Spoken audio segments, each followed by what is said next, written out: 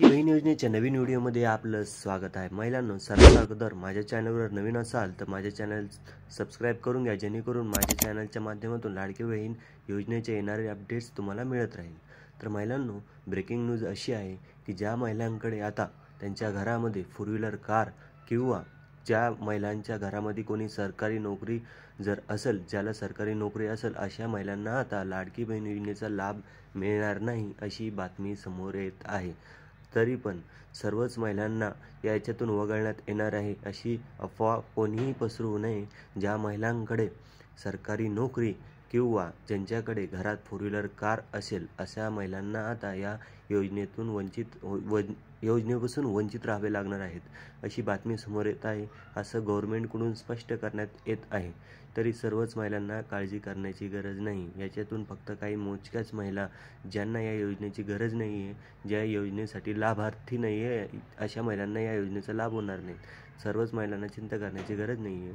सर्वांनाच आता त्यांच्या खात्यावर जे काही रक्कम असेल ती मिळणार आहे, परंतु याच्यातल्या काही महिलांना या योजनेचा फायदा होणार नाही असं स्पष्ट करण्यात आलेलं आहे गव्हर्नमेंटकडून। महिलांना आता एक बातमी सांगतोय मी, ते सविस्तरपणे ऐका। ज्या महिलांच्या घरातून टॅक्स गव्हर्नमेंटकडे भरला जातो किंवा अशा बऱ्याचशा गोष्टी की त्यांना या योजनेपासून वंचित व्हावेच लागणार आहे, कारण की त्यांना या योजनेपासून वंचित ठेवण्यात येणार आहे।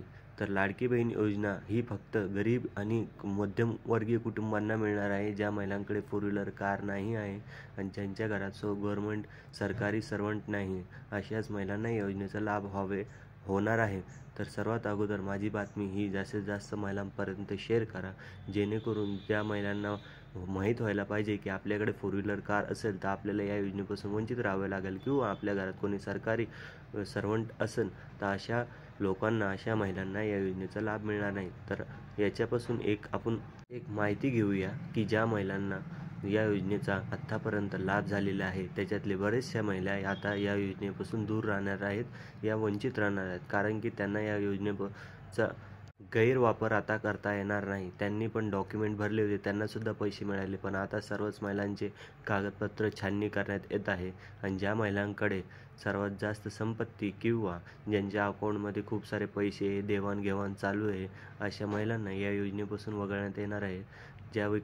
ज्या महिला टॅक्स भरतात, ज्यांच्या घरात टॅक्स भरला जातो गव्हर्नमेंटला, अशा सुद्धा महिलांना, किंवा ज्यांच्याकडे फोर व्हीलर कार आहे, ज्यांच्या नावावर फोर व्हीलर कार आहे, घरात कोणीच्या नावावर फोर व्हीलर कार असेल, त्यांच्या पती समजा वडील, तर अशा महिलांना या योजनेपासून वंचित येणार आहे।